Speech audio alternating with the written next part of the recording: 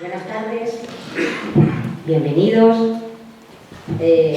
Un día en el que ciertamente estamos todos bastante sobrecogidos por lo que ha ocurrido ayer, pero creo que pasaremos una hora y cuarto pues bastante amena y muy interesante. Hoy acompañan a nuestro protagonista invitado, a José María Pérez Peridis. Por una parte, Eduardo Fallán Caparrós, que lo tengo a mi derecha, es profesor de Derecho en esta casa, en la universidad, es director del máster Estrategias Anticorrupción y Políticas de Integridad, pero me gusta destacar que Eduardo además es una persona pues muy comprometida con la ciudad, con Salamanca, con las instituciones, denunciando y alertándonos de situaciones del día a día con gran perspicacia y con gran inteligencia, en mi opinión. Pablo de Unamuno, que está en el otro lado, es uno de los nietos de Miguel de Unamuno, también de sobra conocido por todos ustedes, médico, profesor también de esta casa durante muchos años, y al igual que Eduardo, yo quiero destacar de Pablo que es una persona con un fuerte compromiso, al igual que su abuelo, lógicamente, porque Pablo ha centrado su defensa sobre todo en el tema que más le tocaba de cerca, que es la sanidad, y como posiblemente muchos sepan, ha sido durante mucho tiempo portavoz de la plataforma por la defensa de la sanidad pública. José María Pérez Peridis ha querido explícitamente que tanto Pablo como Eduardo estén hoy con ellos, y quizás esta buena relación y sintonía que tienen entre ellos y que seguro que nos van a transmitir venga precisamente porque los tres comparten la característica de querer implicarse, de querer remover, de querer cambiar. José María Pérez ha sido muchas cosas a lo largo de su vida. Por eso su último libro, el que presentamos ahora, es tan interesante y tan ameno, porque parece que así ha sido y es todavía su vida. Él mismo ha dicho que es un hombre curioso y que nunca se ha querido agotar en una única faceta, y creemos que lo ha conseguido. Yo creo, José María, que tiene que ser muy halagador para ti que todas las personas te definan, a modo de ejemplo, como un gran humanista, como una buena persona, entrañable, ejemplo de vida, comprometido, erudito, sabio, emprendedor, un hombre de espíritu joven, de gran rigor intelectual, de honda calidez humana. Por eso nos alegra mucho tenerte esta tarde con nosotros. Dale a lo rojo. Ahora. Sí, pero cuando has dicho bueno lo has comprobado. Eso es lo que dicen de ti. Eso no se dice ni lo último. Porque cuando me dicen no, si yo lo veo, cuando hay un dictador o hay un maltratador, todo el mundo que está alrededor dice, si era buena persona. No es el caso. Las que se me han jodido ya. Sí. Vale. Bueno, desde la fundación del país, en el 76, colabora con las viñetas y bueno, no hace falta decir que eres uno de los humoristas gráficos más reconocidos de España, ¿no? Con tus caricaturas de personajes públicos. Pero Peridis también ha participado muy activamente en la divulgación cultural y patrimonial, pues a través de la televisión y de los libros. Ha dirigido y presentado series sobre el románico, que él siempre dice que es su gran pasión y su gran preocupación, y además ha publicado libros de humor político, novelas históricas y colecciones de sus viñetas. Ha recibido un sinfín de premios, me vas a permitir que no los diga, porque son muchísimos, son tantos que no voy a enumerarlos, pero sí diré que cuando se le nombró académico numerario de la institución Tello de Meneses, él lo hizo con algo que a Pablo y a mí nos gusta mucho, porque su discurso se tituló Carta a Unamuno. Y es cuando Peridis nos va contando cómo Miguel de Unamuno, cuando en los años 20 visita el monasterio de Aguilar de Campo, que tanto tiene que ver con la vida de Peridis, y que lo encontró en un estado penoso, lo dejó reflejado en Andanzas y Visiones Españolas, escribiendo esa frase que a Peridis le gusta tanto repetir y que a Pablo y a mí nos gusta tanto escuchar, que citó Unamuno y que Peridis siempre nos dice que ha sido un poco el leitmotiv de su vida, ¿no? Hasta una ruina puede ser una esperanza.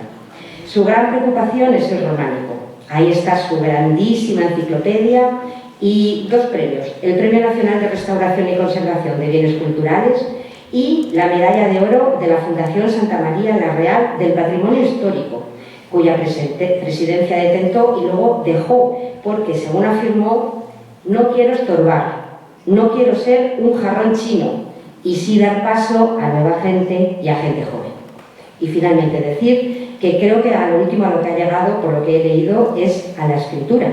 Y ha dicho: yo he visto la vida con mirada de arquitecto, con mirada de dibujante, con mirada de humorista y con mirada de divulgador. Y ahora me toca mirarla con perspectiva. Por eso les recomendamos todas sus novelas, pero especialmente esta, la del Tesoro del Convento Caído, porque van a disfrutar mucho. Muchas gracias a los tres.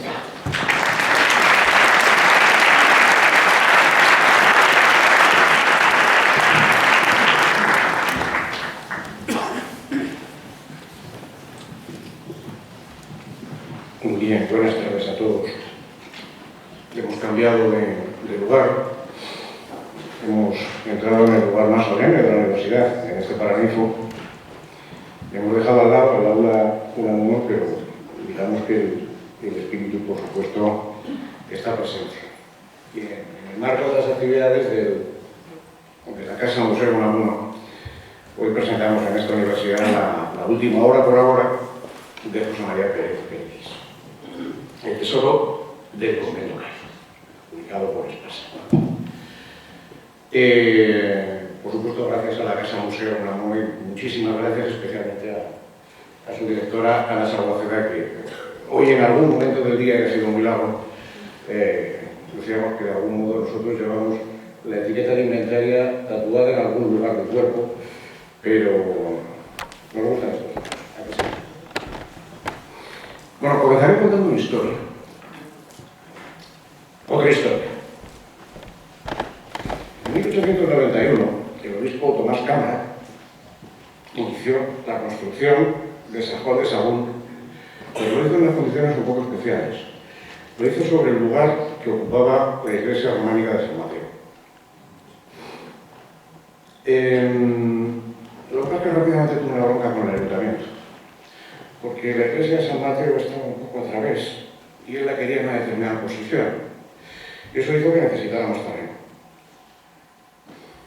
¿Cómo resolvió eso? Se organizó una bronca con el ayuntamiento no le quería hacer caso, pero al final le hizo caso. ¿Y cómo lo resolvió? A través de una permuta. Una permuta en la que el obispo Cámara cedía otras 2 iglesias románicas, en concreto las de Santa Eulalia, en la plaza de Santa Eulalia, y la de los Santos Justo y Pastor, que está más o menos, o estaba más o menos a la altura de la plaza de San Justo, en la calle Consuelo, para que a cambio pudiera utilizar más espacio y poner una verja alrededor. Es decir, perdimos 3 iglesias románicas y a cambio tuvimos una monumental iglesia neogótica, historicista, que en este momento está enfrente de Carrefour. El obispo Cámara era un broncas. Era un broncas porque también tuvo una bronca con Dorado Montero, bien conocida por todos. En la sala que está junto al Sala Unamuno, está dedicada específicamente a Dorado Montero, le defendí yo la tesis hace unos cuantos años,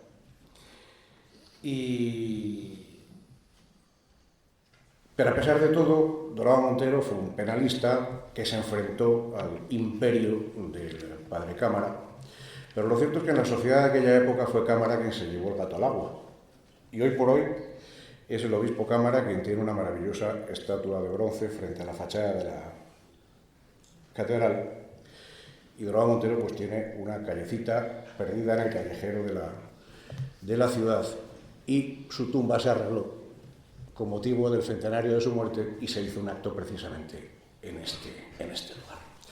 Tuvo una relación muy intensa con Unamuno, Dorado Montero. Tenían orígenes diferentes, compartieron mucho, hablamos de 2 heterodoxos de la época, y teníamos previsto hacer el acto en la sala dedicada a Unamuno, que fue rector de esta universidad, que tiene un busto hecho por Agustín Casillas. Nos habría mirado de reojo, estoy seguro que también nos mira de reojo. Y en presencia de su nieto, Pablo de Unamuno, bueno, pues Dorado y Unamuno fueron compañeros de claustro. José María Pérez, Peridis, no llegaste a arzobispo de Toledo, como le hubiera gustado a tu madre. Afortunadamente. Pero te hiciste arquitecto. Un convento en ruinas en el que viste una esperanza te hizo rehabilitador de edificios históricos. La mayor parte de la gente te conoce por tu obra como dibujante desde tu juventud, en la prensa local, en la Mili, el Cabo Caricaturas. 50 años en el país. 50 años del país, 50 años en el país. Yo no sé si habrá alguien en el país desde el mismísimo comienzo, si compartirás. Entre los seres y la vida les han matado a todos. No queda nadie. Y además un detalle yo creo que es muy importante, y es que introduce la caricatura de los personajes políticos en España. Pocas bromas en 1976, pocas bromas. Viniste a comienzos del pasado mes de junio a la Casa Museo del Amor, cuando estabas terminando el libro que hoy presentamos. Y aquí encontraste inspiración para terminar. Como dices en el propio libro, devolviendo la visita que Miguel de Unamuno hizo a Aguilar de Campo en 1921. Pero hoy estás en Salamanca para que hablemos de tu faceta como escritor. De tu faceta como escritor, que se ve una evolución. Si consultamos, bueno, pues, ¿de qué libros es autor Peridis? Te encuentras primero recopilaciones de tiras, por supuesto. Pero luego pasas a la descripción en investigación artística y arquitectónica, y de ahí surge una obra magna, que son los 77 tomos de la enciclopedia. Este es apócrifo. Este es apócrifo. Me lo acaban de regalar. Bien. De Andorra. De la enciclopedia del Románico en Palencia primero, luego en Castilla y León, y luego en la península ibérica, incluyendo Portugal, incluyendo Andorra. Y después vas avanzando y entras en literatura histórica. Pero llevas una buena temporada dedicándote también a la literatura de la memoria, de la nostalgia, en gran medida, en buena medida. Los años. Evocando recuerdos. Sacó Pepa Fernández el otro día en la entrevista que te hicieron en Radio Nacional el domingo por la mañana, y te recordaba, comenzaba la entrevista con el villancico de Brincan y bailan los peces en el río. Estuve buscando, creo que hicieron un buen trabajo de investigación. La tierra, la familia, los amigos de la infancia, los colaboradores, los muchos colaboradores, la enorme lista de personas a las que va dedicada esta obra del Tesoro del Convento Caído. Y este periodo pertenece a este último periodo, pertenece el libro que hoy tenemos entre las manos. Comienzas con los recuerdos de infancia, en plena posguerra, con una vida sencilla, entre escombros. Hablas también de cuando te perdías con tu amigo Gelín entre las ruinas del convento de Santa María la Real. El otro día hablábamos, y te lo decía, hablabas de las habichuelas que plantaba tu madre y de las perras gordas que plantabas tú. Y chicas. Perras gordas y chicas, había que intentarlo por todos los medios. Mi abuela también plantaba perras gordas y perras chicas en su casa. Pasaba mucho tiempo para ilusionar a mis hermanos mayores. Pasado tiempo yo he encontrado perras de esas enterradas. No funciona, ¿eh? No funciona. ¿Has tardado en darte cuenta? Sí, la ilusión nunca se pierde. Bueno, llega un momento en el que ya cuesta trabajo creerse ciertas cosas, pero en ese, como has dicho en algún momento, ese sin castillos, a escala real, a escala 1:1, has actuado sobre el arte de la repoblación en la despoblación. El convento caído te habló, llegaste como arquitecto y te habló. Y entonces emprendes el proyecto de materializar una ilusión en la que embarcas a mucha gente que comparte esa ilusión. Un proyecto que yo supongo que cuando lo comenzaste era aparentemente inabarcable. Viene aquí la descripción entera, el paso a paso. Y una reconstrucción que va más allá de poner en pie un inmueble. El convento es protagonista del libro, no es sencillamente una reconstrucción, es algo más. Forma parte protagonista de la historia de este libro. Un inmueble que procede del siglo XII, de esa repoblación, pero que Allí se crea un instituto de secundaria con profesores de la tierra, una hospedería, implicas a muchos jóvenes que crecen profesionalmente y personalmente en el proyecto, e incluso un modelo que exportas a América, un modelo de dinamización social que se exporta. Y además un proyecto vigente, porque comienzas al poco de terminar tu carrera, pero es que aquí también se habla de cómo has mantenido la ilusión por ese proyecto, por ese bosque románico, cuando el propio Namuno hablaba de los capiteles que estaba en el Museo Arqueológico Nacional y que ahora han vuelto no los originales, pero sí unas buenas copias que componen ese bosque románico. Dice Peridis que este libro es una novela, pero es tu vida. ¿O es que tu vida es una novela? En la que el patrimonio histórico, el convento, es un personaje más, un personaje intemporal que nos pertenece porque estamos vivos, pero que perteneció a aquellos de quienes lo heredamos y que pertenecerá a las generaciones futuras. Esa responsabilidad, ese relevo que tenemos en la protección, en el cuidado de ese patrimonio que conoce de nuestra trayectoria. Decía también José María hace unos días que estaba en cuarto menguante, pero también decía que de mayor hay que estar ocupado en algo que te gusta, que el cuerpo te siga la cabeza.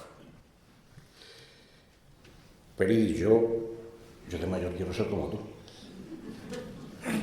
Pues antes te quedarás calvo y la fastidias con ese pelo que tienes. ¿Para qué quieres ser como él? Si eres un jurista de renombre, hombre, no te metas en líos como yo. Escarmienta. José María, yo pocas palabras. En primer lugar, yo quiero agradecerte vivamente esta devoción que tienes por mi abuelo. Ves, ahora he dicho mi abuelo y no un abuelo. Antes me reí yo, porque hablando hace un momentito de los poemas de Unamuno, dije, ¿por qué no dices de tu abuelo? Pues de mi abuelo. Bueno, por la devoción que tienes por mi abuelo. Y tú pediste que esta presentación del libro se hiciera en el aula Unamuno. Y te empeñaste, me lo has dicho, que te empeñaste en que se hiciera allí. Lamentamos muchísimo este cambio, lamentamos muchísimo, pero como es, era imposible celebrarla aquí. Y la devoción se demuestra por algo que ya se ha citado aquí, en el libro que recoge iconográficamente toda la reconstrucción del convento caído. Pues el título que puso al libro de la reconstrucción, al libro iconográfico, es hasta una frase que escribió mi abuelo en aquel viaje que hizo a Aguilar de Campo en agosto de 1921.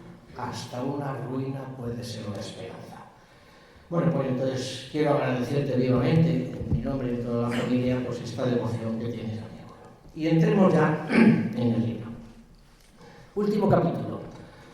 O quizá el epílogo, no lo sé, no lo recuerdo. Citas una frase de un poeta austriaco, Rilke, María Rilke, que dice: la verdadera patria del hombre es la infancia. Luego hablaremos de ello. Tú la citas aquí. Y ahora pasamos al capítulo 1. Y en el capítulo 1 nos dices: me gustó siempre estar replicando y en la procesión. Entonces, y en un capítulo central nos hablas que tu futuro se forjó en el convento y se forjó también leyendo a Cervantes, a Quevedo y a Lope de Vega. Cuéntanos, ¿por qué se forjó tu futuro en el convento, en la niñez, en la infancia y con estos autores? Muchas gracias, porque yo pensaba que venía a hablar de mi libro. Me suena. Y resulta que he venido a que me hagáis doctor honoris causa. Porque esto es... Bueno, os ha faltado el Bernabéu ya, ¿eh? Yo esto lo cuento en Madrid y la gente no se lo cree. ¿Cómo se lo va a creer? Que he estado con Unamuno en Salamanca. A ver, voy a Madrid, digo por la calle, madrileños, que he estado en Salamanca con un amuno. ¿Cuánto tardan en llevarme a la comisaría? Pues he estado en Salamanca. ¿Quién me iba a decir a mí, cuando jugaba de niño en el convento caído, que iba a estar en Salamanca con un amuno? Si hacía ya no sé cuántos años que se había muerto. O sea, he venido tarde, porque yo soy de esa época, ¿no? No puedo expresar lo que siento en este Paraninfo abarrotado. No sé, o sea, me habéis apabullado, me habéis apabullado, pero tenemos que seguir adelante. Y hablaremos de mi libro, aunque ya, como es mi vida, mi libro, pues ya está despellejado totalmente. Y vamos a seguir haciendo spoiler, para que si no queréis comprarle, le compréis, porque si no teníais esas ganas, os van a entrar esas ganas de comprar. Contaba José Luis San Pedro que estaba un día firmando libros en el Retiro y se le acercó una señora y le dijo: ay, don José Luis, mi vida es una novela. Y le dice don José Luis: escríbala. Bueno,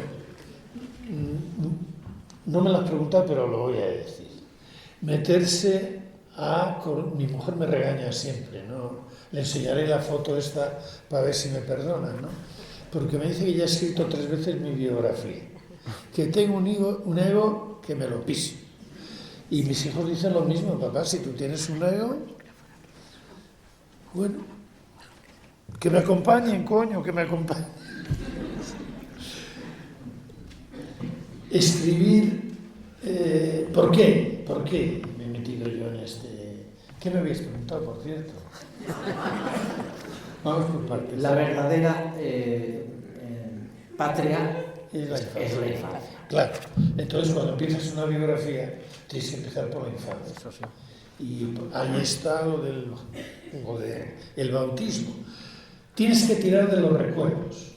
Yo el primer recuerdo que tengo es el bautismo. Vosotros no os acordaréis, pero yo sí, y me acuerdo de 2 cosas: que me echaron agua en la cabeza y que me meé. Porque los niños, cuando les bautizan, se suelen mear, claro, les mean, ahí está una iglesia fría. Y sé lo que dijo el cura, don Victoriano, era chiquitín, igual que un obispo que hubo hace poco en Toledo, un arzobispo, que le llamaban su menudencia, porque ahora os cuento qué le pasó a su menudencia. Bueno, me echa el agua helada y yo hago un escalofrío, me meo, y entonces escucho que dice: quiera Dios que a este niño le veamos algún día de arzobispo de Toledo. ¿Y sabéis lo que hice? Así, un gesto instintivo. Pues su menudencia, que era un chiquitín, ya no ejerce. Bueno, si yo me voy un poco por las ramas... Te cortamos. Me cortáis. Vale. Fue hace una temporada, un tiempo, a un evento muy importante, litúrgico, en la Catedral de Toledo, que es un poco más grande que este Paraninfo. Y Toledo tiene la historia de los concilios de Toledo, unas casullas mozárabes de hilos de oro, de plata y de pedrería. Entonces le pusieron la casulla y a duras penas podía con ella, la arrastraba un poquito. Y entonces llegó un momento en que tuvo que hacer la consagración. Y entonces pues hizo la elevación de la hostia. Y se arrodilló con tal mala fortuna o buena fortuna que sumergió la cabeza y solo asomaba los brazos de su menudencia con la hostia bendita. El problema es el mismo problema de las tortugas y de los caracoles, que cuando metes la cabeza tienes que encontrar el mismo agujero para luego dar la cara al personal. Yo no me veía de niño en esa tesitura de andar con una casulla con la que no podía y sumergir la cabeza como las tortugas. Así que yo, en mi fuero interno, muy interno, casi ni me acuerdo, decidí que no. Le dije no, no podía decir, iba a ser que no, don Victoriano, porque yo todavía no hablaba, solo sabía pues llorar, que lloré un poquito, pero mi madre reaccionó a tiempo y respondió: Sagrado Corazón de Jesús, en vos confío. ¿Por qué? Pues porque la madre de un obispo en los años 41, 40, bueno, ya cuando fuera obispo, ¿no? Pero ella ya lo soñaba, ya era otra vida, porque aquello era un seguro de vida, y un seguro de vida eterna. Mataba a 2 pájaros de un tiro.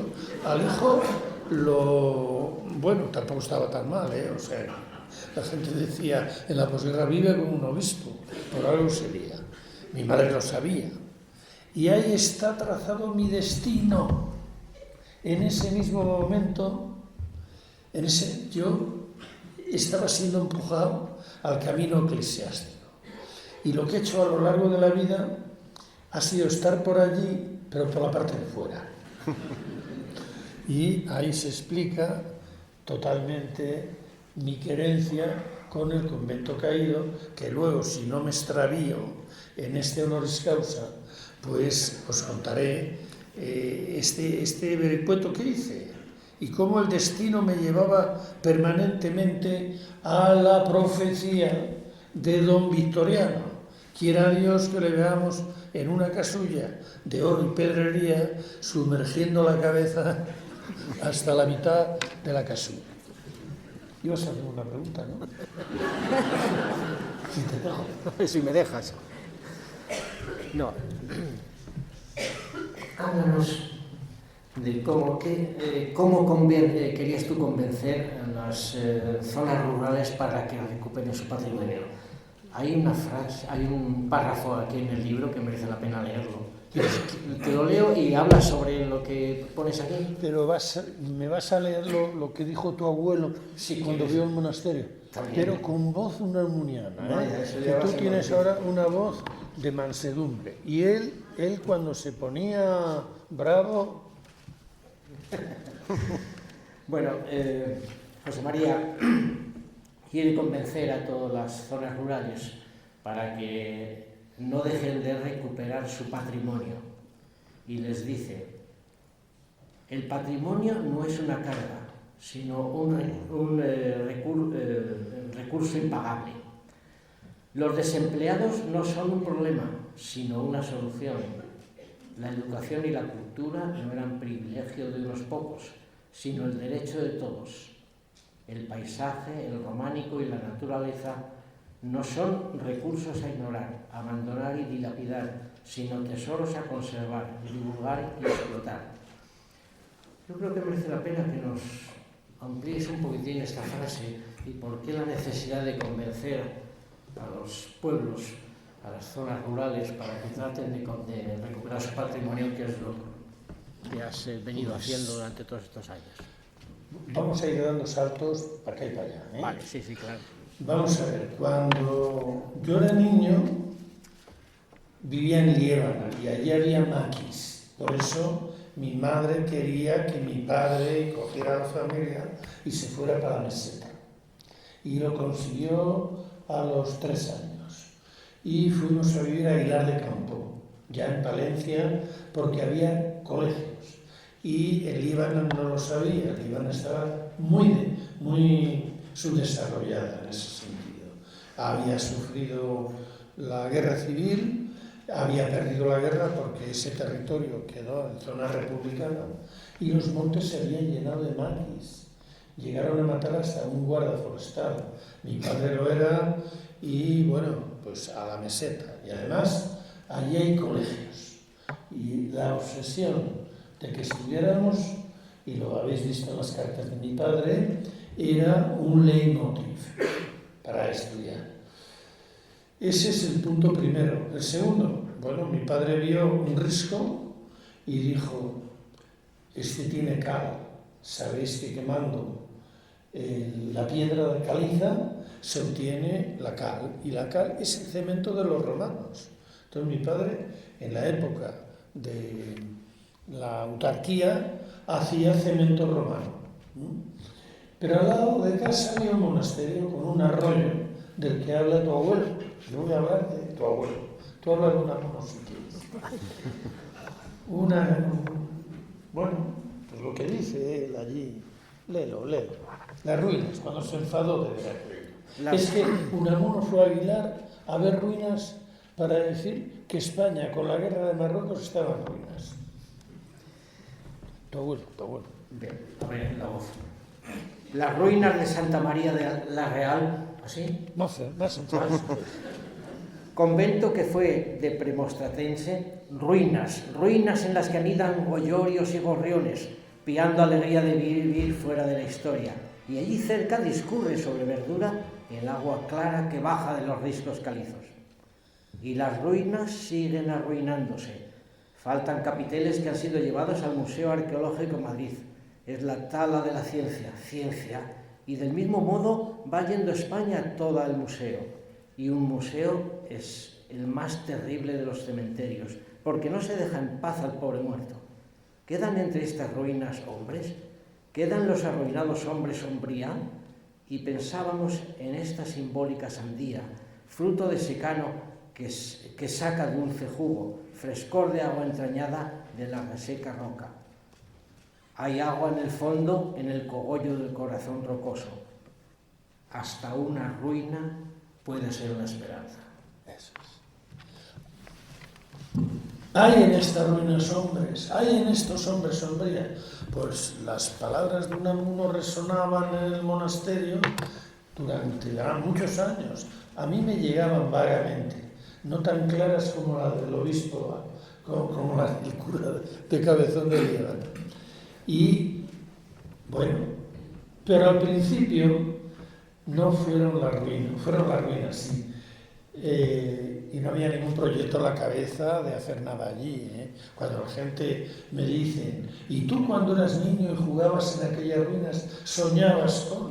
Yo soñaba con encontrar el tesoro escondido, con encontrar a Gelín, que jugábamos al escondite y se metía en las tumbas, y me asustaba con pescar cangrejos o que los pescara él para comer unos cangrejos buenísimos, y con terminar la excursión en la huerta del convento, que tenían la mejor fruta y el mejor precio del pueblo, y a nosotros nos la vendían barata, pero Gelín, que era hijo de los hortelanos y nieto de los hortelanos, la cogía gratis. El otro día me confesó que el abuelo le decía, cuando vengas con José Mari no las cojas del árbol, cógelas del suelo, que están más blandas y están más ricas.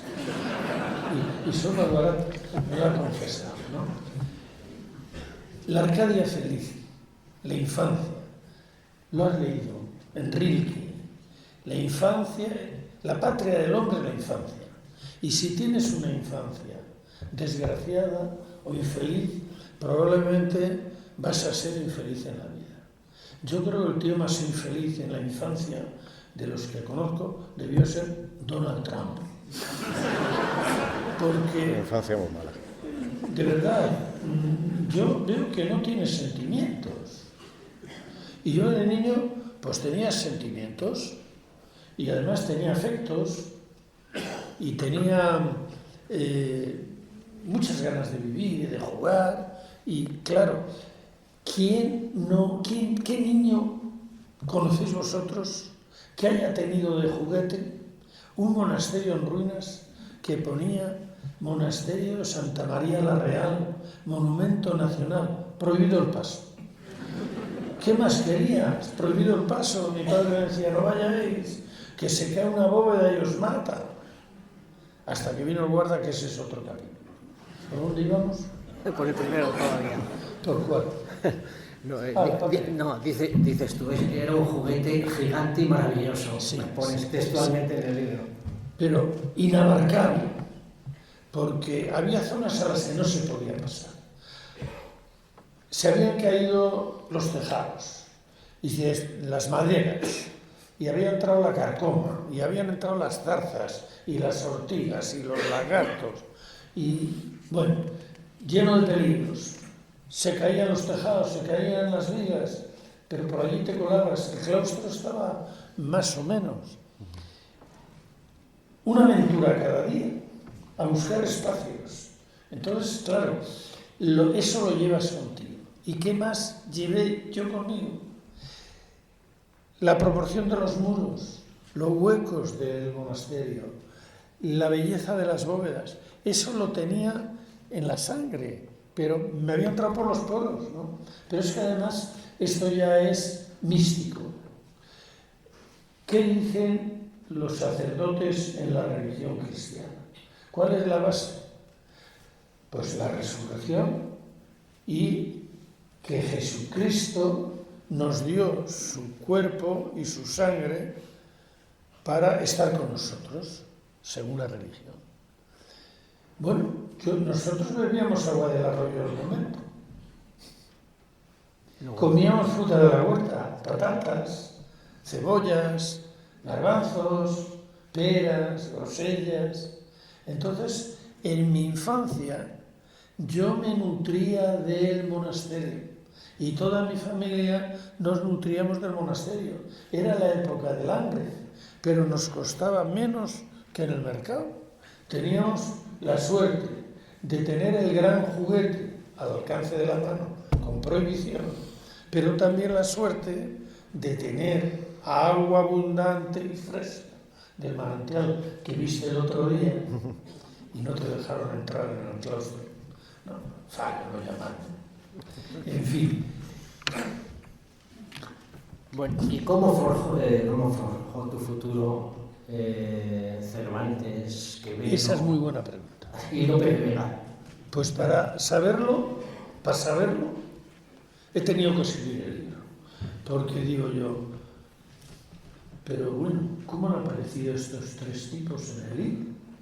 Pues cuando yo fui a buscar trabajo a Madrid para estudiar y trabajar a casa de un tío cura que se asustó cuando me vio él con la maleta sin aviso previo de mi padre, porque le iban cayendo sobrinos y sobrinas que iban del pueblo a casa de tío Laureano, que es un personaje de la novela, y me pregunta: chiquito, ¿a qué has venido a Madrid? Y yo le dije: a estudiar y trabajar, tío. Era la crisis del año 59, con la estabilización. Todos los chicos de los pueblos se venían a Madrid con la maleta, y las chicas y tal, los pueblos se vaciaban. Empezaron entonces. Y yo debía ser el séptimo o el octavo sobrino que había pasado por allí. Estaba en la cama mi tío, con una gripe, estornudando, y le llego yo del pueblo con la maleta de cartón, atada con una cuerda que diría Gila. ¿Y a qué has venido? A estudiar y trabajar. ¿Y dónde piensas trabajar? Pues mi padre me ha dado unas direcciones y me dice: si conoceré yo a tu padre, porque las direcciones que tenía mi padre eran: el primero, tío Laureano; el segundo, tío Laureano; el tercero, tío Laureano. Era el Todopoderoso, ya estaba en el Tribunal de la Rota romana. No era arzobispo de Toledo, pero era una eminencia, ¿no? Bueno, esa me la perdonó. La siguiente: ¿y qué piensas estudiar? Ahí me pilló. Miro para el techo, veo una grieta y digo: arquitecto. Oye, yo nunca le había visto la camiseta, pero dio un bote y dijo: iluso. ¿Tú te has creído que en Madrid atan los perros con longaniza? Pues si yo tengo amigos que tienen hijos que estudian arquitectura, y bien difícil que es, no tienes trabajo, tu padre no tiene dinero, vienes a Madrid a mi casa, que tampoco tengo mucho, y quieres estudiar arquitecto. ¿Pero qué te has creído, insensato? Me dio una moral. Yo tengo mucho amor propio. No lo pone en el libro, pero se nota, ¿verdad? Y eso es lo que dice mi familia, que tengo elevado. Es amor propio, no se ve. Es saber cómo las pillas luego. Ego, eso es el ego. A ver cómo las pillas, ego. Pues me dije, cago en la leche, algún día vendré a esta casa, y le diré a tío Laureano, tío, he acabado la carrera de arquitecto. Y yo lo guardaba en medio secreto, pero conté la entrevista y empecé a trabajar. Ahora, ya llegamos a Lope de Vega, no me salgo, ya llegamos a Lope de Vega, Quevedo y Cervantes, que eso lo llaman la predestinación. Y entonces, mi primo Ruperto, que era el sobrino favorito, porque era muy chistoso y imitaba a todos los del pueblo. Y mi tío, cuando iba a comer o a cenar, le gustaba sentirse como en el pueblo. Mi prima Primi le preparaba unas patatas con pimentón o unas sopas de ajo muy ricas, y mi primo se dedicaba a contarle dichos y hazañas del pueblo. Mi tío se reía y hacía bien la digestión. Entonces, yo no era así, yo todavía no desfilé. Bueno, yo estoy haciendo tiempo para no contaros nada y que os compréis la novela. Entonces, llego a Madrid y al cabo de 6 meses, yo lo que hacía era ir al fútbol a ver al Real Madrid. Mi tío vivía cerca del Bernabéu. A mí los maristas de Palencia me llamaban Di Stéfano, porque radiaban los partidos en diferido. No les dejaban a los pobres internos entrar la radio allí, no había radio, y eran todos madridistas, y estaban ayunos, por la noche casi no dormían. ¿Hiciste una galera? ¿Una radio galera? Yo tenía una galera, y escuchaba el partido, y lo memorizaba, y lo transmitía en diferido por la mañana, dándole la noticia de que el Madrid había ganado. Entonces, unos aplausos, unas ovaciones, y resulta que mi tío vivía al lado del Real Madrid, y yo conseguí un pase del notario de Tomasito, que era otro sobrino de mi tío por otra rama, para entrar en los entrenamientos del Real Madrid, pero que no estaba un campo allá como que hay ahora de galácticos y tal, no, hacían, pues allí dejaban entrar algunos que llevaban un pase, y me dieron un pase.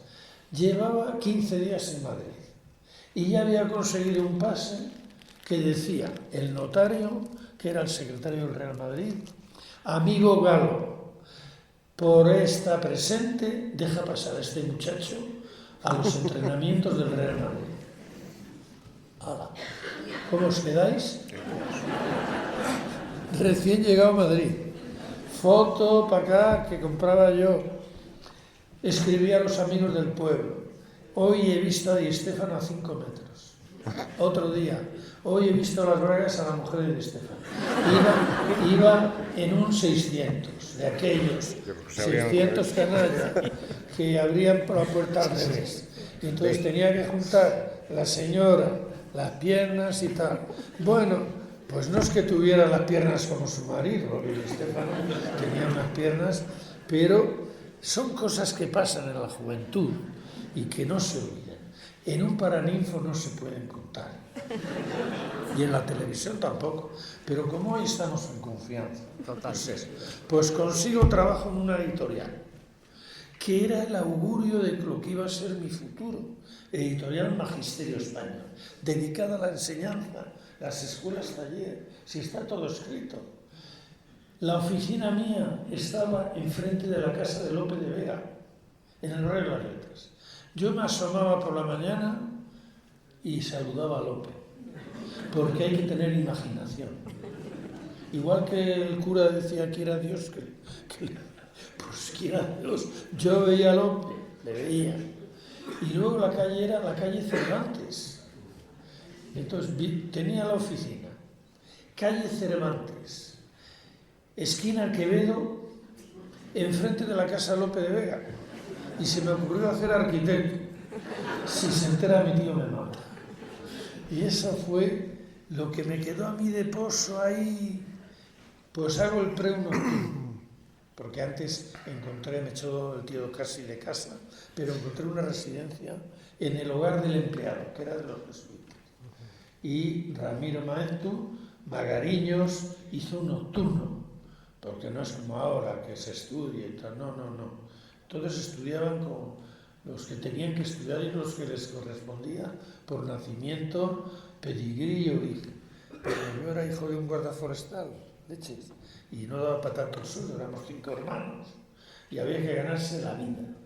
Pero me la ganaba contento. Me tocó Lope de Vega, pues repasaba la lección con Lope de Vega. Entonces, ¿de qué iba? Pues de poesía. Pues de poesía un soneto, pues allá. Y de la comedia, digo, las obras, sí, las comedias de Lope de Vega. Pues El Caballero de Olmedo fue lo primero que me tocó. Y un día abre la ventana a Lope de Vega, se asoma al balcón y le digo a Lope, que de noche le mataron al caballero, la gala de Medina, la flor de Olmedo. Le avisaron que no saliera. Oye, Peribáñez, el comendador de Ocaña, más quiero yo a Peribáñez con su capa a la pardilla que al... Yo creo que me estoy pasando. Comendador de Ocaña con la suya guarnecida.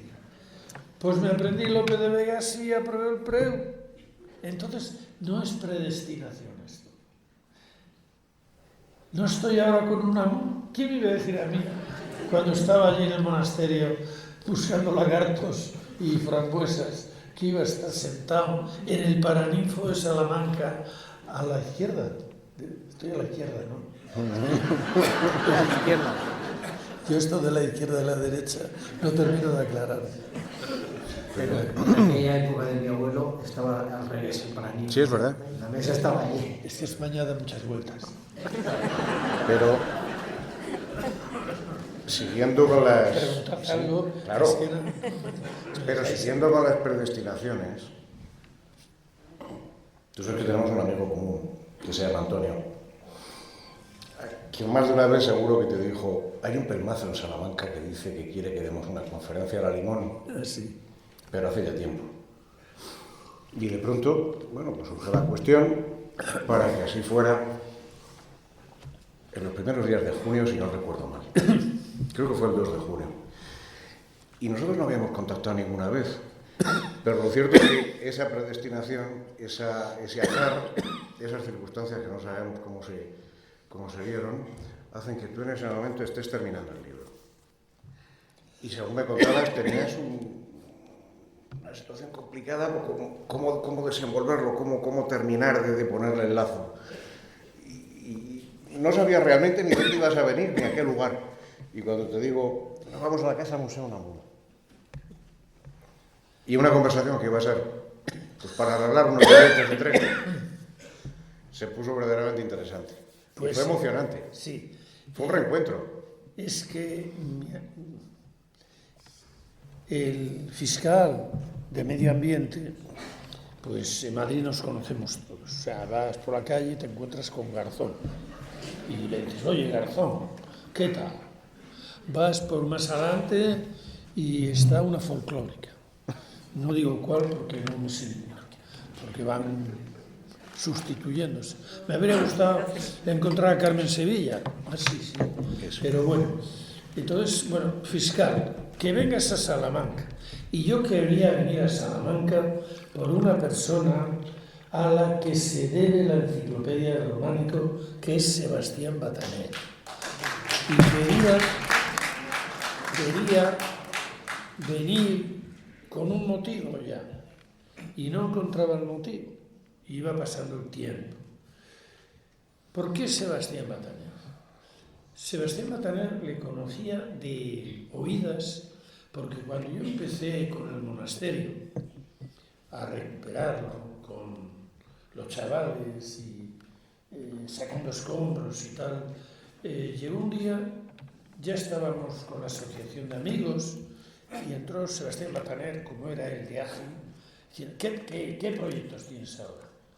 Digo, pues mira, Sebastián, me había hablado mucho del Rosa, de Lima, Manzano, y me decía, tienes que conocer a Sebastián Bataner, el director general de la Caja de Salamanca, tienes que conocerle, porque es un tipo estupendo y ya verás cómo le encantan tus proyectos y os ayuda.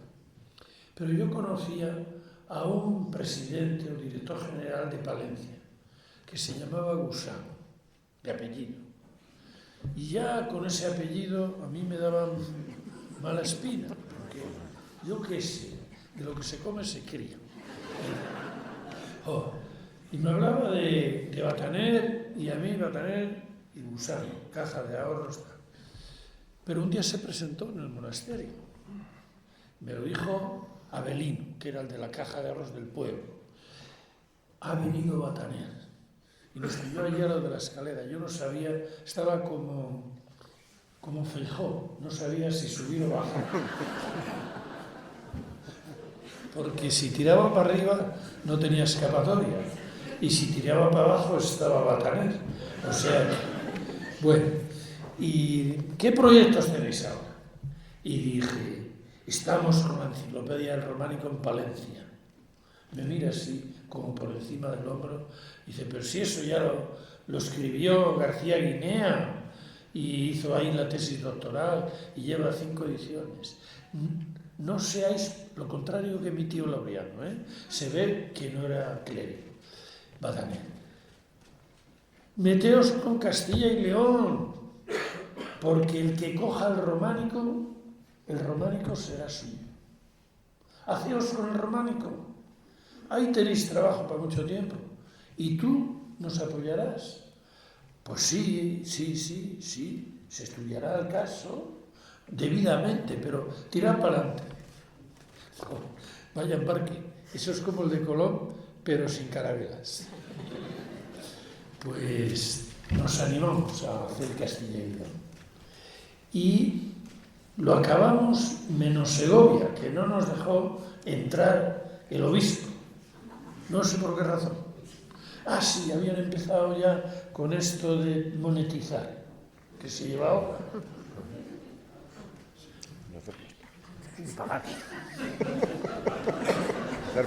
Sí, es que, bueno, yo... No lo cuento. Luego lo voy a interpretar.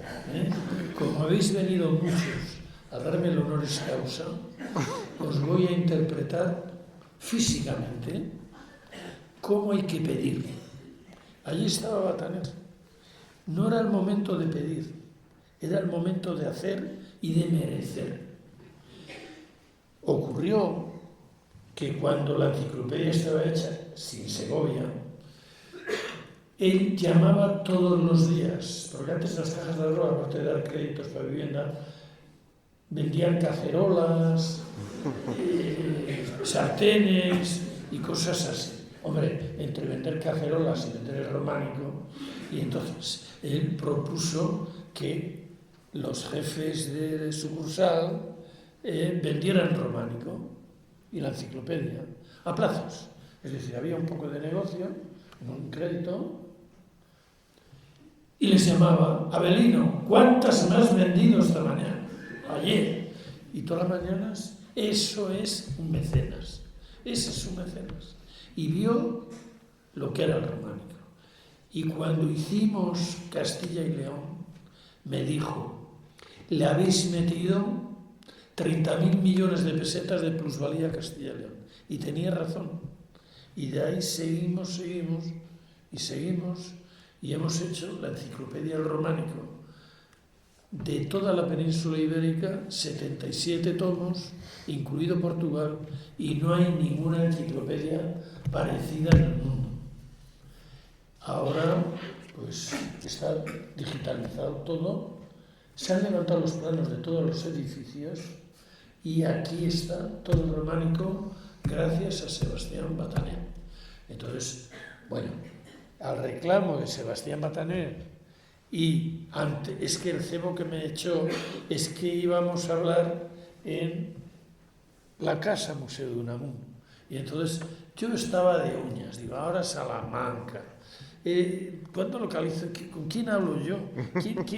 ¿Pero quién me espera allí? Dice, hay un tal Fabián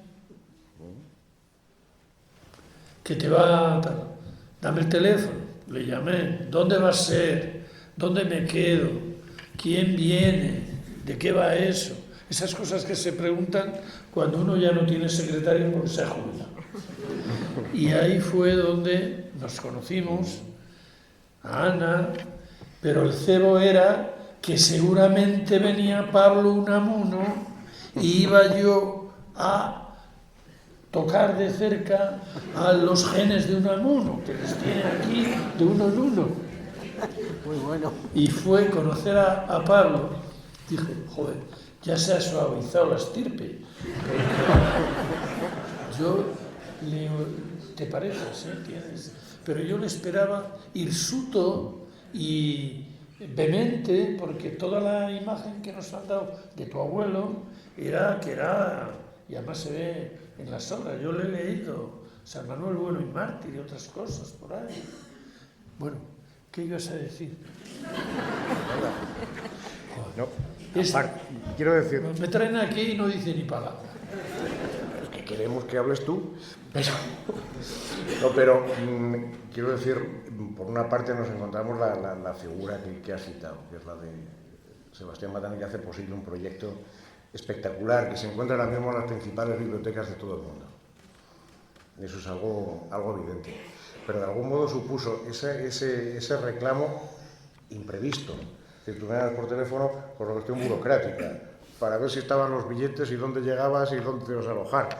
Y al final fue una conversación espectacular, en la que te encuentras un desenlace para la novela, un desenlace para la novela de tu vida, en la que encuentras un contacto y encuentras una razón. Es, como indicaba al principio, esa devolución, esa correspondencia al viaje de Miguel de Unamuno en el año 1921. Sí. Empezar con el eslogan o con el lema "hasta una ruina puede ser una esperanza" y terminar prácticamente una trayectoria de 50 años en brazos de Unamuno, porque estos sitios te acogen en brazos, y venir a Salamanca a hacerlo era un milagro para mí, una casualidad enorme. Pero es una casualidad que ha tenido en estos días el remate, y un remate absolutamente excepcional. Porque lo has leído, Pablo, faltan capiteles que han llevado al Museo Arqueológico. 50 años llevo detrás de los capiteles. Igual que otros están intentando recuperar las metopas del Partenón, los capiteles que hay en el museo los han arrancado como arrancaron las metopas.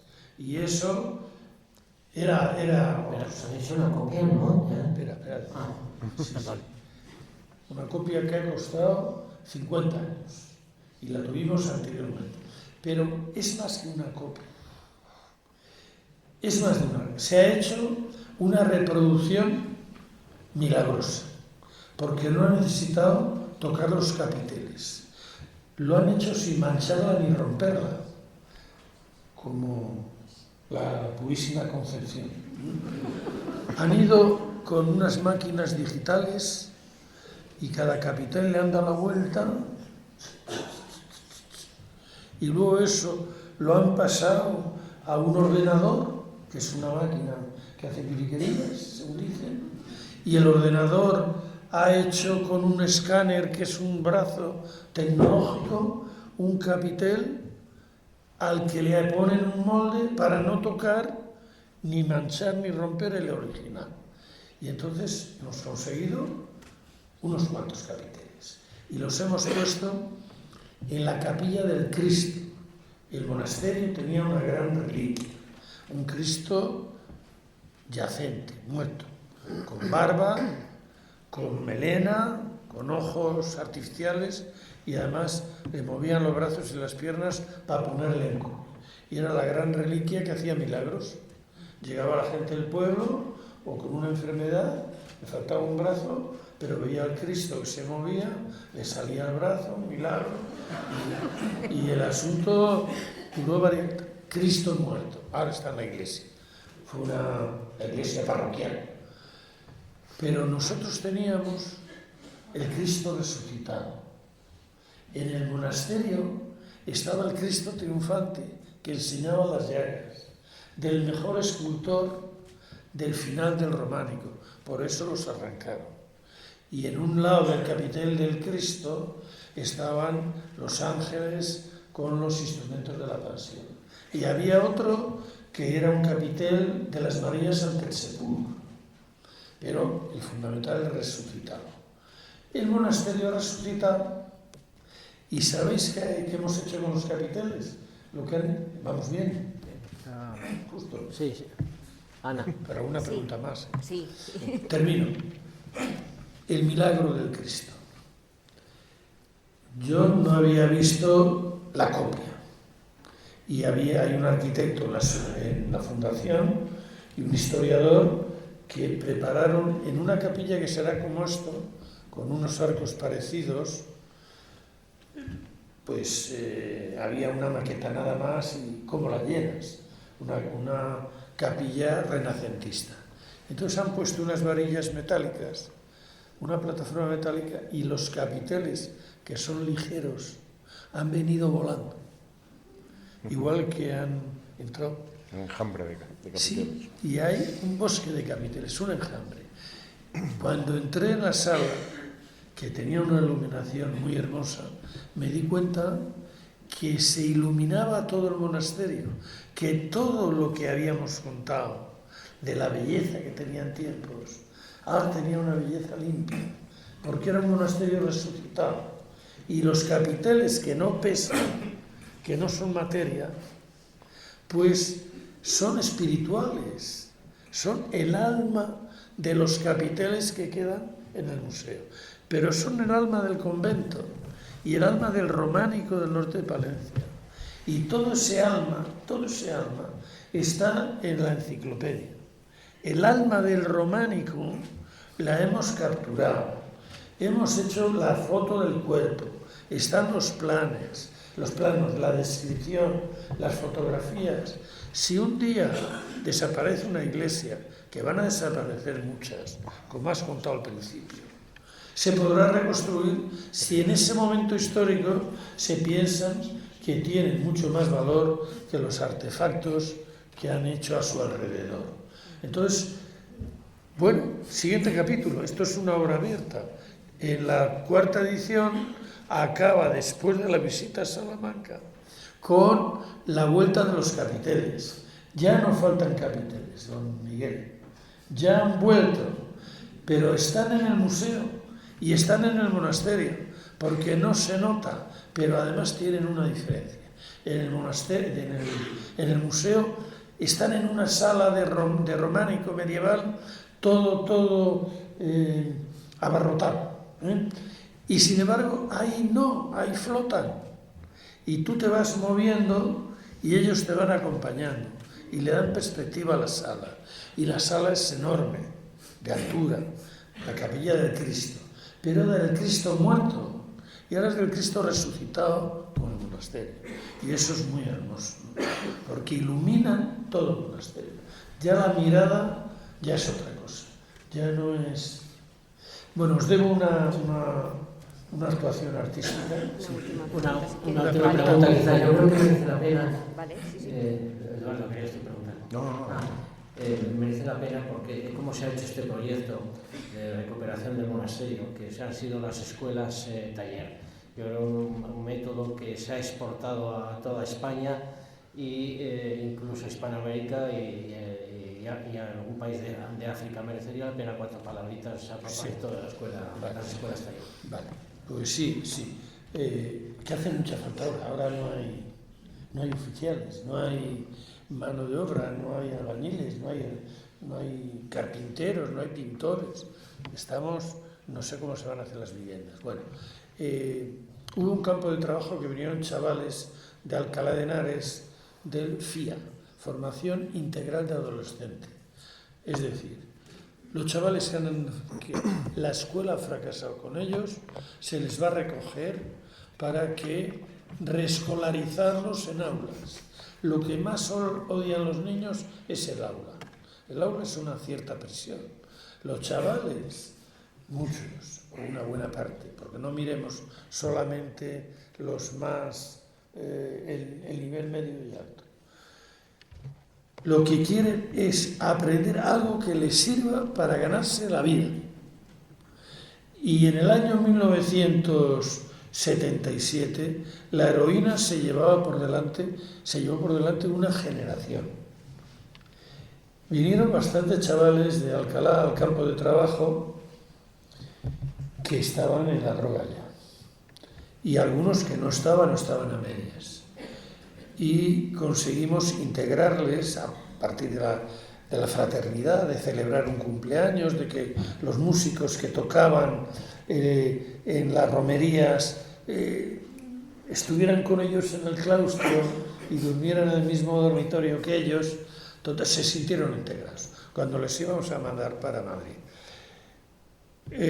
Bueno, yo le dije al maestro, ¿por qué no les damos una vuelta y les explicas y ven con los otros chicos que están trabajando contigo? Porque él había convertido a los agricultores en canteros, herreros, carpinteros, vidrieros. Había talleres. ¿Por qué no les damos una vuelta por el convento para que vean la obra? Y al llegar a una sala muy grande, estaban los soldadores poniendo baldosas. Se abalanzaron sobre ellos. Maestro, ¿me deja poner una baldosa? ¿Me deja a mí? ¿Me deja hacer la masa? Y a mí se me encendió una bombilla. Lo que necesitan estos chavales es aprender un oficio. Con un principio. Entiendo lo que miro y lo que veo y aprendo lo que practico. Lo que tienen es que practicar. Los chavales aprenden con las manos. El niño que está en el carrito coge el chupete y lo tira. Y el padre y la madre se cabrean. El chupete, lo tira. Pero si le gusta el chupete, ¿por qué lo tira? Porque está experimentando a Newton. Está comprobando empíricamente que cae. No sabe que cae uniformemente acelerado, porque eso es mucho plata. Pero sabe que cae siempre. ¿Os imagináis un niño que tira el chupete la 7ª vez y se le queda colgado en el aire? ¡Mamá! Pues los chavales de los barrios, los chavales en familias desestructuradas, los del tutelar de menores, los inmigrantes. Tú tienes un chaval que ha venido de Senegal que no sabe una palabra de español. ¿Cuánto tardaría en aprender? Es un ignorante, no sabe hablar, en poner ladrillos y en alicatar. Si os cuento cómo alicatan los chavales del tutelar de menores que están en la escuela taller, o de los menas que llaman, en un sitio que se llama La Albericia, que son unos polideportivos de Santander, con una precisión, con una rapidez, y luego la solidaridad entre ellos, etc. Bueno, la escuela taller era aprender haciendo y hacer aprendiendo. Y así acabamos la primera fase del monasterio. Entonces dije, joder, esto hay que vendérselo a alguien. Y un día me encontré con Almunia en la ópera y estaban dando los canapés. Y yo soy muy hambrón, niño posguerra. Y entonces me iba al canapé y Almunia. Pero dije, este no se me escapa. Y le encaré. Joaquín, ¿no os da vergüenza? 3 años de gobierno socialista, 2 millones de chavales en paro. ¿Se le ocurre decirme a mí que tengo que hacer todos los días una tira del país y tener una idea? ¿Tienes alguna idea? Le dije, sí, que los chavales aprendan un oficio y así recuperamos jóvenes, recuperamos oficios y recuperamos patrimonio, trabajando. Pues vete a ver a fulano. Mes de mayo, con todas las dificultades. El INE no podía hacerlo, pero lo hizo.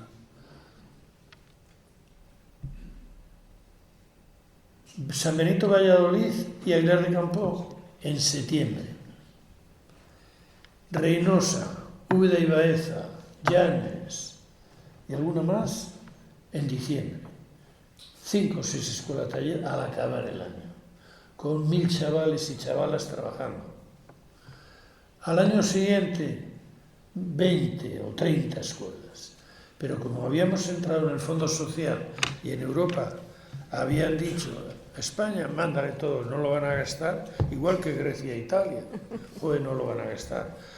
Tenían un programa donde podía gastarse todo el dinero que mandaran, cofinanciando el INEN, como estos fondos Next Generation, pero no había tanta era más, había más libertad, más burocracia. Menos burocracia, menos. Ahora lo han jodido del todo, perdonad por la expresión, porque los han vuelto al sistema educativo, el aula tradicional, que la mayor parte de los chavales que están allí lo odian, porque les han echado de la escuela. No fracasan los chicos, fracasa la escuela, porque les dan a todos la misma papilla y todas las personas somos distintos y tenemos distintas necesidades. ¿Cómo se ha conseguido todo esto? Pidiendo, como lo de Batán. Mirad, ven conmigo que vamos a hacer Una performance. ¿Dónde? Ahí, a la alfombra. Luego en fotos, ¿Le ayudo? Vamos a ver. Para pedir esto lo tuve que hacer yo con el obispo de Huesca, No sé ese sonido. para que viera que no llovía el maná, que había que... Pablo, A ver cómo sale. Pablo, puedes llevar esto. ¿Qué es orar? Cerca, es un micrófono. ¿Qué es orar? Orar. Orar. Sí, pero ¿qué es? Según el padre Astete. Hablar con Dios. No, levantar el corazón Ah, a sí, Dios vale, sí. y pedirle mercedes. No se oye. No sé si llegáis con el micro. Mirad a ver eso. Trae. Cuidado con el cable. Eso es. Repite, José María. Orar es levantar el corazón a Dios y pedirle mercedes. Muy bien. Los curas en la posguerra se conformaron con una Vespa. No llegábamos a Mercedes, una Vespa. Bueno, pues para orar, decía el catecismo, hay que orar con atención, humildad, confianza y perseverancia. Pablo, En los maristas también. También en los maristas. pero eres más joven, claro. No, ni es eso, nosotros el catecismo. Bueno, pues ¿cómo se hace esto? ¿Cómo se pide? Pues se pide, imaginaos el cuadro de las lanzas, Spínola y Nassau. Spínola ha ganado la batalla y Nassau le tiene que entregar las llaves de la ciudad. Entonces, tú no te puedes poner de Spínola para ir a pedir. Tú tienes que ir con atención, humildad. Entonces, la posición, fundamental. Cuando vas a pedir, tienes que ponerte como casi. Eso es. Entonces, pero ahora tú eres Spínola, el que pido soy yo. Entonces, tú eres generoso, me vas a poner la mano en el hombro. Pero yo tengo que hacer la humillación. Entonces, la pierna ahí, para que no te caigas. Pero ese yo, que soy nasal. Y luego hay que echar la mano, pero la mano no se puede poner así, porque te humillas. Ni puedes hacer así, porque eso es de igual a igual. Tú tienes que hacer con la mano así. Es como la yema, es un toma y daca. Entonces tú me pones la mano en el hombro. Ya está. ¿Ves? Te doy las llaves y te ganas el reino de los cielos. Eso es pedir, esto es la oración.